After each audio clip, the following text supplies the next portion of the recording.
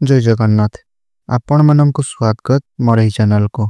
बंधुगण, भल कर्म कले मध्य लोक माने आपणकर खराब कर्म को मन रखिबे। एथिपई लोक कौन कहिबे ताहा ध्यान दियंतु नाही। केवल आपण आपणकर काम करंतु। आजिर एही ज्योतिष कार्यक्रम वृष राशि पई बहुत अधिक गुरुत्वपूर्ण रही अछि। आज आमे जानिबा वृष राशिर 2025 नवेम्बर मासटी किपरि रहिबो। वृष राशिर मासिक राशिफल विषय रे आजिर एही भिडियो रे आमे आलोचना करिबा। वृष राशिर व्यक्ति विशेष पई नवेम्बर मासटी किपरि रहिबो संपूर्ण विषय रे आमे आलोचना करिबा। सेमानंकर स्वास्थ्य, शिक्षा, प्रेम संपर्क, वैवाहिक जीवन, भाग्य, क्यारियर एवं व्यापार वाणिज्य उपरे विस्तार रूप से आलोचना करिबा। नवग्रहंकर स्थिति देखिबा। नवग्रह केउं प्रकारर फल देबे एवं केउं प्रकारर फल देबा पई सेमाने सक्षम होउछंती ताहा मध्य जानिबा। शेषरे अशुभत्व प्रदान करुतबा ग्रह मानंकर प्रतिकार विषय रे मध्य जानिबा। सेथि पई भिडियोटी को शेष पर्यंत निश्चय रूप से देखंतु। चलंतु आरंभ करिबा एही कार्यक्रम जहाँकि आपणकर जन्म राशि चंद्र राशि उपरे आधारित। नवेम्बर मासर आरंभ रे वृष राशि रे नवग्रहंकर स्थिति विषय रे सर्वप्रथमे जानिबा। एहा पूर्वरु जति आपणकर वृष राशि होइथाय, आपण ईश्वरंकु विश्वास करुथांती, भक्ति करंती, तेबे एही वीडियोटी को लाइक करी कमेंट बॉक्स रे जय मां लक्ष्मी, जय शनिदेव अवश्य रूप से लिखंतु।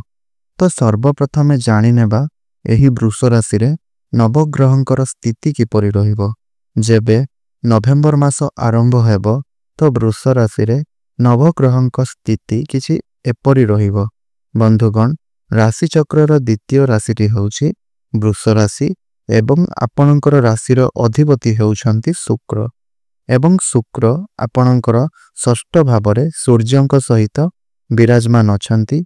आपणकर तृतीय गृह रे देवगुरु बृहस्पति विराजमान करिछंती, ताहा पुणी उच्चस्थ अवस्था। आपणकर चतुर्थ भावरे केतु, सप्तम भावरे मंगल एवं बुध विराजमान अछंती। आपणकर दशम भावरे राहु विराजमान अछंती एवं एकादश भावरे शनि विराजमान करिछंती। ध्यान देई सुनंतु। सर्वप्रथमे जानिबा आपणक स्वास्थ्य किपरि रहिबो एही 2025 नवेम्बर मासरे। बंधुगण, प्रथम भाव आपणकर होइथाय स्वास्थ्यर भाव, आपणकर इम्यूनिटी सिस्टम रो भाव एवं प्रथम भावर अधिपति होउछंती आपणकर शुक्र। से आपणकर षष्ठ भावरे विराजमान अछंती। देखंतु, शुक्र आपणकर षष्ठ भावरे नीच राशि रे अवस्थान करुथिबारु एठारे विपरीत राजयोगर सृष्टि हेउअछि। एहार माने हेउछि आपणकु विपरीत परिस्थिति रु शुक्र आपणकु बाहर करिवे। माने जेतेबेले कौनसी व्यक्ति किछि काम रे फसी जाइथाय तो सेठारु शुक्र आपणकु बाहर करिथांती। देखंतु, एही मासरे आपणकर स्वास्थ्य बहुत अधिक भल रहिबो, काहेकिना शुक्र विपरीत राजयोग बनाउछंती एवं बुध और शनिंकर स्थिति मध्य भल अछि। किंतु 15 नवेम्बर परे मंगलंक दृष्टि आपणक प्रथम भावरे रहुथिबारु एवं सूर्य मध्य प्रथम भाव को देखुथिबारु आपणकर टिके स्किन रिलेटेड समस्या देखा देई पारे किंबा मुंड बिंधा भली समस्या देखा देई पारे। छोट मोट स्वास्थ्यगत समस्या देखा देई पारे। एथि प्रति आपण टिके ध्यान देबे। एबे आसंतु जानिबा आपणकर शिक्षा क्षेत्र किपरि रहिबो एही नवेम्बर मास 2025 रे। बंधुगण, पंचम भाव होइथाय शिक्षा क्षेत्रर भाव एवं पंचम भावर अधिपति बुध से आपणकर सप्तम भावरे विराजमान करिसंती। देखंतु, एही मासरे बुधंकर स्थिति बहुत भल अछि, किंतु आपणकर केंद्र रे मंगलंक सहित विराजमान करिसंती। एहा सहित ज्ञानर कारक ग्रह बृहस्पति तांकर उच्च दृष्टि बुधंक उपरे रखुछंती। एही मासरे आपणकर पाठपढ़ा स्थिति बहुत अधिक भल अछि, 23 ନଭେମ୍ବର ପର୍ଯ୍ୟନ୍ତ ଯଦି ଆପଣଙ୍କ ପାଠ ପଢ଼ାରେ କିଛି ଡିସିସନ୍ ନେବାକୁ ଚାହୁଁଛନ୍ତି, ଉଚ୍ଚଶିକ୍ଷା କରିବା ପାଇଁ ଚାହୁଁଛନ୍ତି, ବାହାରକୁ ଯିବା ପାଇଁ ଚାହୁଁଛନ୍ତି ଉଚ୍ଚଶିକ୍ଷା କରିବା ପାଇଁ, ତେବେ ତାହା ଆପଣଙ୍କର ପୂରଣ ହେବ। ଆପଣ ଶିକ୍ଷା କ୍ଷେତ୍ରରେ ପ୍ରତିଯୋଗିତାମୂଳକ କାର୍ଯ୍ୟରେ ସଫଳତା ହାସଲ କରିବେ 23 ନଭେମ୍ବର ପର୍ଯ୍ୟନ୍ତ। 23 ନଭେମ୍ବର ପରେ ବୁଧ ବକ୍ରି ହୋଇକରି ଷଷ୍ଠ ଭାବକୁ ଚଳନ କରିବେ। 23 ନଭେମ୍ବର ପରେ ସମସ୍ୟା ଦେଖା ଦେଇପାରେ। ଆପଣଙ୍କର ମନ ପାଠପଢ଼ାରେ ନ ଲାଗିପାରେ। ଆପଣଙ୍କର ମନ ମୋବାଇଲ ଫୋନରେ ଅଧିକା ଲାଗିପାରେ। ଆପଣ ମୋବାଇଲ ଫୋନ ଅଧିକା ୟୁଜ୍ କରିପାରନ୍ତି। ଏଥିପ୍ରତି ଆପଣ ଟିକେ ପାଠପଢ଼ା ପ୍ରତି ଧ୍ୟାନ ଦେବେ। 23 ନଭେମ୍ବର ପରେ ଆପଣ ଯଦି ପାଠପଢ଼ା ପାଇଁ ଯାତ୍ରା କରିବାକୁ ଚାହୁଁଛନ୍ତି ତାହେଲେ କରିପାରିବେ।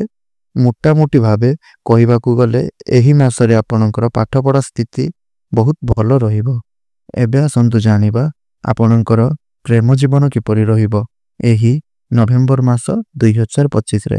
ବନ୍ଧୁଗଣ, ପଞ୍ଚମ ଭାବ ହିଁ ହୋଇଥାଏ ଆପଣଙ୍କର ପ୍ରେମ ଜୀବନର ଭାବ, ଶିକ୍ଷା କ୍ଷେତ୍ରର ଭାବ ଏବଂ ସନ୍ତାନର ଭାବ ମଧ୍ୟ ହୋଇଥାଏ। ଯେମିତିକି ଆପଣଙ୍କୁ ମୁଁ କହିଲି ପଞ୍ଚମ ଭାବର ଅଧିପତି ବୁଧ ଆପଣଙ୍କର ସପ୍ତମ ଭାବରେ ବିରାଜମାନ ଅଛନ୍ତି। ତ ଦେଖନ୍ତୁ 23 ନଭେମ୍ବର ପରେ ଯେତେବେଳେ ବୁଧ ଏବଂ ଶୁକ୍ରଙ୍କର ଦ୍ୟୁତି ବନିବ, ଆପଣଙ୍କ ପ୍ରେମ ଜୀବନରେ ଯାହାକି କିଛି ଦୁଃଖ କଷ୍ଟ ଥିଲା କିମ୍ବା ପ୍ରେମ ଜୀବନରୁ ନେଇ କିଛି ବି ଚିନ୍ତା ଆପଣଙ୍କର ରହିଥିଲା, ଯେଉଁମାନଙ୍କର ବ୍ରେକଅପ୍ ହୋଇଯାଇଥିଲା, କଥାବାର୍ତ୍ତା ବନ୍ଦ ହୋଇଥିଲା, ସେମାନଙ୍କର ପୁଣି ଥରେ କଥାବାର୍ତ୍ତା ଆରମ୍ଭ ହୋଇପାରେ, ବେଚଅପ୍ ହୋଇପାରେ କିମ୍ବା ଆପଣଙ୍କର ନୂତନ କମ୍ୟୁନିକେସନ୍ ବନିପାରେ। ଯେଉଁ ଲୋକମାନେ ସିଙ୍ଗିଲ୍ ଅଛନ୍ତି ସେମାନଙ୍କୁ ନୂତନ ପାର୍ଟନର ମିଳିପାରନ୍ତି। କିନ୍ତୁ 23 ନଭେମ୍ବର ପୂର୍ବରୁ ଆପଣଙ୍କ ଦୁଇ ଜଣଙ୍କ ମଧ୍ୟରେ କଳି ଝଗଡ଼ା ମନାନ୍ତର ହୋଇପାରେ। ଏଥିପ୍ରତି ଆପଣ ଟିକେ ଧ୍ୟାନ ଦେବେ। ଏବେ ଆସନ୍ତୁ ଜାଣିବା ଆପଣଙ୍କର ବୈବାହିକ ଜୀବନ କିପରି ରହିବ ଏହି ନଭେମ୍ବର ମାସ 2025ରେ। ବନ୍ଧୁଗଣ, ସପ୍ତମ ଭାବ ହୋଇଥାଏ ଆପଣଙ୍କର ବୈବାହିକ ଜୀବନର ଭାବ ଏବଂ ସପ୍ତମ ଭାବର ଅଧିପତି ମଙ୍ଗଳ ସେ ନିଜ ରାଶି ସପ୍ତମ ଭାବରେ ବିରାଜମାନ ଅଛନ୍ତି ଏବଂ ଗୁରୁଙ୍କର ଉଚ୍ଚ ଦୃଷ୍ଟି ଆପଣଙ୍କର ସପ୍ତମ ଗୃହରେ ରହୁଛି। ପ୍ରତି ବୃଷ ରାଶିର ବ୍ୟକ୍ତିବିଶେଷମାନଙ୍କର ଏହି ମାସରେ ଆପଣମାନଙ୍କର ବୈବାହିକ ଜୀବନ ବହୁତ ହିଁ ଭଲ ରହୁଅଛି। ଆପଣଙ୍କ ମଧ୍ୟରେ ଯେଉଁ ମତାନ୍ତର ହୋଇଥିଲା ତାହା ଦୂର ହୋଇଯିବ, ତାଳମେଳ ଠିକ୍ ରହିବ। ଆପଣ ଦୁଇ ଜଣ ମିଶି ଫ୍ୟାମିଲି ପ୍ଲାନିଂ କରିପାରନ୍ତି। ନୂତନ ଦମ୍ପତିମାନଙ୍କୁ ସନ୍ତାନ ସୁଖ ପ୍ରାପ୍ତି ହୋଇପାରେ। ନବମ ଭାବ ଆପଣଙ୍କର ଭାଗ୍ୟର ଭାବ ଏବଂ ଦଶମ ଭାବ ଆପଣଙ୍କର କ୍ୟାରିୟରର ଭାବ। ନବମ ଭାବର ଅଧିପତି ହେଲେ ଶନିଦେବ ଏବଂ ଶନି ଆପଣଙ୍କର ଏକାଦଶ ଭାବରେ ବିରାଜମାନ କରିଛନ୍ତି। ଦେଖନ୍ତୁ, ଆପଣଙ୍କର କ୍ୟାରିୟରର ଭାବ ଭାଗ୍ୟ ଭାବର ଅଧିପତି ହେଲେ ଶନିଦେବ। ଶନିଦେବ ଆପଣଙ୍କର ଲାଭ ସ୍ଥାନରେ ବିରାଜମାନ ଅଛନ୍ତି। ଏହାର ମାନେ ହେଉଛି ଆପଣ ଯେଉଁ ବି କାର୍ଯ୍ୟରେ ହାତ ଦେବେ ତାହା ଆପଣଙ୍କୁ ସଫଳତା ନିଶ୍ଚୟ ରୂପରେ ପ୍ରାପ୍ତି କରାଇବ। ଆପଣଙ୍କର ସମସ୍ତ ମନର ଇଚ୍ଛା ନିଶ୍ଚୟ ପୂରା ହେବ। ଏହି ମାସରେ ଭାଗ୍ୟ ଆପଣଙ୍କର ପୂର୍ଣ୍ଣ ମାତ୍ରାରେ ସାଥ ଦେବ। ଅଟକିଥିବା ସମସ୍ତ କାର୍ଯ୍ୟ ପୁଣି ଥରେ ଆରମ୍ଭ ହେବ। ଯଦି ଆପଣ ଚାକିରିର ଅପେକ୍ଷାରେ ଅଛନ୍ତି, ବେରୋଜଗାର ଅଛନ୍ତି, ଦୀର୍ଘ ଦିନ ଧରି ଚାକିରିର ଅପେକ୍ଷାରେ ଅଛନ୍ତି, ତ 27 ନଭେମ୍ବର ପରେ ଆପଣଙ୍କୁ ଚାକିରି ମିଳିବାର ବହୁତ ଅଧିକ ସମ୍ଭାବନା ରହୁଛି। ଯଦି ପ୍ରମୋସନ୍ ଅପେକ୍ଷାରେ ଅଛନ୍ତି ତାହେଲେ 27 ନଭେମ୍ବର ପରେ ଆପଣଙ୍କର ଆକସ୍ମିକ ଭାବରେ ପ୍ରମୋସନ୍ ହୋଇପାରେ। ଆପଣ ଯଦି କିଛି ବଡ଼ କାର୍ଯ୍ୟ ଆରମ୍ଭ କରିବାକୁ ଯାଉଛନ୍ତି, ବଡ଼ ଇନଭେଷ୍ଟମେଣ୍ଟ କରିବାକୁ ଚାହୁଁଛନ୍ତି, ତାହେଲେ ଏହି ମାସରେ ନିଶ୍ଚିନ୍ତ କରିପାରିବେ। ପୈତୃକ ସମ୍ପତ୍ତିରୁ ଲାଭବାନ ହୋଇପାରନ୍ତି। ପିତାଙ୍କର ସାହାଯ୍ୟ ସହଯୋଗ ଆପଣଙ୍କୁ ପ୍ରାପ୍ତି ହେବ। କ୍ୟାରିୟରର କଥା କହିବା ଯଦି, ରାହୁ ଆପଣଙ୍କର ଦଶମ ଭାବରେ ଅଛନ୍ତି। ଦୀର୍ଘ 4-5 ମାସ ହେବ ଆପଣ ନିଜେ ଦେଖୁଥିବେ, ଆପଣ ନିଜେ ଭାବୁଥିବେ କି ମୁଁ ବହୁତ ଅଧିକ ପରିଶ୍ରମ ତ କରିବି ନାହିଁ, ସ୍ମାର୍ଟ ୱେରେ କାମ କରିବି, ଏମିତି କିଛି ଭାବୁଥିବେ। କାହିଁକି ନା ରାହୁଙ୍କର ପ୍ରକୃତି ଏହି ଟାଇପ୍ର।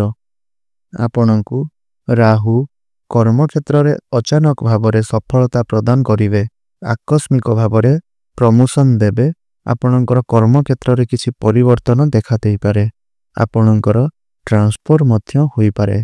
व्यापार कथा कहिबा जदि व्यापार वाणिज्य पई एही मासटी सबुठारु सर्वोत्तम रहिबो काहेकि सप्तम भावर अधिपति मंगल सप्तम भावर अछंती एवं व्यापारर कारक बुध मध्य सप्तम रे अछंती। आपणकर समस्त काम बनिबाकु लागिबो। आपण नूतन व्यापार आरंभ करि पारंती, उन्नति एवं प्रगति करिवे। पार्टनरशिप रे व्यापार आरंभ करि पारंती। आपणकर डेली इनकम बढ़िबो, फाइनेंशियल ग्रोथ हेबो। तेबे बंधुगण एबे आसंतु जानिबा किछि उपाय विषय रे जहा द्वारा आपणकर जहा भी किछि असुविधा रहुथिला ताहा दूर होई जिवो। सबुठारु प्रथम कथा एहा कि आपण शुक्रंकर बीज मंत्र जप अवश्य करंतु। शुक्रंकर बीज मंत्रटी हेउची ओम द्रं द्रिं द्रं स्वः शुक्राय नमः। एहाकु 108 थर जप करंतु। हनुमान चालीसार पाठ करंतु एवं प्रत्येक दिन सूर्यंकु जलार्घ्य अर्पण करंतु। देखिबे शुभ फल आपनंकु निश्चय रूप से प्राप्ति हेबो एवं एहा सहित आपनंक भाग्य रे उन्नति आसीबो। तेबे एहा थिला वृष राशि नवेम्बर मासर संपूर्ण विवरणी विषय रे। तेबे आशा करुछि आजिर एही भिडियोटी आपण मानंकु निश्चिंत रूप से भल लागिथिबो। भल लागिथिले भिडियोटी को लाइक करी चैनल टी को सब्सक्राइब करि दियंतु एवं कमेंट बॉक्स रे भक्ति आउ श्रद्धार सहित जय हनुमान, जय माँ लक्ष्मी, जय शनिदेव अवश्य रूप से लेखि दियंतु। तेबे बंधुगण आजिर भिडियोटी को एठी रखुछि। पुणी कथा बा आउ एक नूतन भिडियो माध्यम रे। धन्यवाद। जय जगन्नाथ।